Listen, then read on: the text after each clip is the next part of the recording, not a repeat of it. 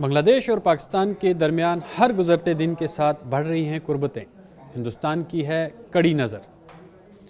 جب سے بنگلہ دیش میں شیخ حسینہ کی حکومت ختم ہوئی ہے، بغاوت کے بعد محمد یونس عبوری حکومت کے سربراہ بنے ہیں۔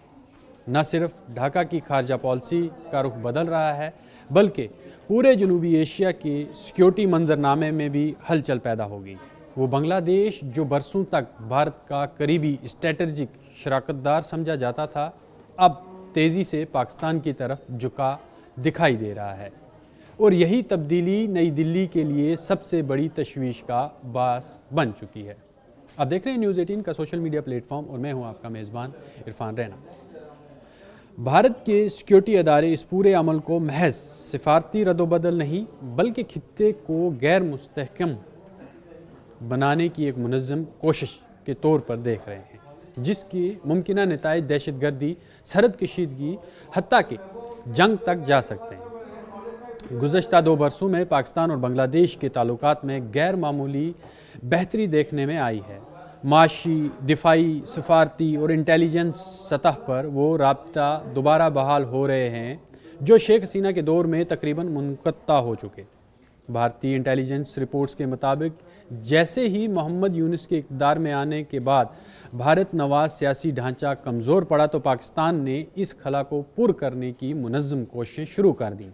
نئی دلی کا خدشہ ہے کہ اس بدلتے ماحول کا فائدہ اٹھا کر ایسے نیٹ ورکس دوبارہ فعال کیے جا سکتے ہیں جو ماضی میں بھارت کے خلاف سرگرم رہے، خاص طور پر وہ عناصر جو مشرقی بھارت اور سرحدی علاقوں میں عدم استحکام پھیلانے کی صلاحیت رکھتے ہیں۔ بھارت کے لیے سب سے حساس پہلو دفاعی سیکیورٹی تعاون کا بڑھنا ہے۔ پاکستان اور بنگلہ دیش کے درمیان عسکری روابط، مشترکہ طور پہ مشقیں اور ہتھیاروں کی ممکنہ خریداری نئی دلی کے لیے خطرے کی گھنٹی سمجھی جا رہی ہے۔ بھارتی سیکیورٹی حلقوں کا ماننا ہے کہ اگر بنگلہ دیش کی سرزمین مستقبل میں یا مستقل طور پر پاکستان نواز یا بھارت مخالف سرگرمیوں کے لیے استعمال ہوئی، تو یہ براہ راست بھارت کی قومی سلامتی کے لیے چیلنج ہوگا۔ اس خدشے کے باعث بھارتی اپنی فوج ہے اور اپنی مشرقی سرحدوں اور خاص طور پر مغربی بنگال، آسام، تریپورہ میں جو سیکیورٹی نگرانی ہے وہ بڑھا چکا ہے، فوجوں کو بڑھا چکا ہے، سرحد کو مضبوط کیا ہے، اور کسی بھی قسم کی درندازی یا دہشت گرد سرگرمی کے خلاف زیرو ٹالرنس پالیسی اپنانے کے اشارہ دے دیا ہے کہ ہم کسی بھی اس طرح کی سرگرمی کے خلاف زیرو ٹالرنس پالیسی رکھتے ہیں۔ تجارتی اور سفارتی سطح پر پاکستان اور بنگلہ دیش قربت بھی بھارت کے لیے باعث تشویش ہے۔ براہ راست فضائی اور سمندری روابط کی بحالی، مشترکہ اقتصادی کمیشن کی فعالیت اور تجارتی حجم میں تیز اضافہ بھارت کے علاقائی اثر و رسوخ کو محدود کر سکتا ہے۔ بھارتی پالیسی ساز ان کے جو مطابق یہ صرف تجارت نہیں، بلکہ اس کے پیچھے ایک وسیع تر اسٹریٹجک منصوبہ کار فرما ہے، جس کا مقصد بھارت کو جنوبی ایشیا تک تنہا کرنا اور اس کے گرد ایک نیا سفارتی سیکیورٹی دائرہ قائم کرنا ہے۔ بھارت اس صورتحال میں سب سے زیادہ خدشہ دہشت گردی کے پہلو سے لاحق ہے۔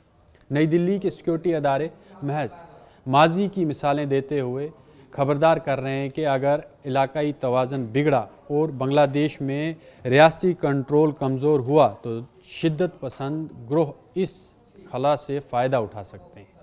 بھارتی نقطہ نظر سے یہ صورتحال محض ایک سفارتی چیلنج نہیں، بلکہ ایک ممکنہ جنگی منظرنامے کی بنیاد بھی بن سکتی ہے، خاص طور پر اگر کسی بڑے حملے یا سرحد پار واقعے کو ریاست پشت پناہی حاصل ہو۔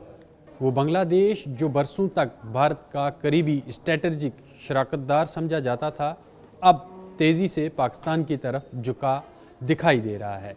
مجموعی طور پر دیکھا جائے تو بنگلہ دیش کی خارجہ پالیسی میں آنے والی یہ تبدیلی جنوبی ایشیا کو ایک اور غیر یقینی دور میں داخل کر رہی ہے۔ ایک طرف ڈھاکہ اور اسلام آباد کے درمیان قربت بڑھ رہی ہے، تو دوسری جانب نئی دلی اسی پورے عمل کو اپنی سلامتی کے لیے براہ راست خطرہ سمجھ رہی ہے۔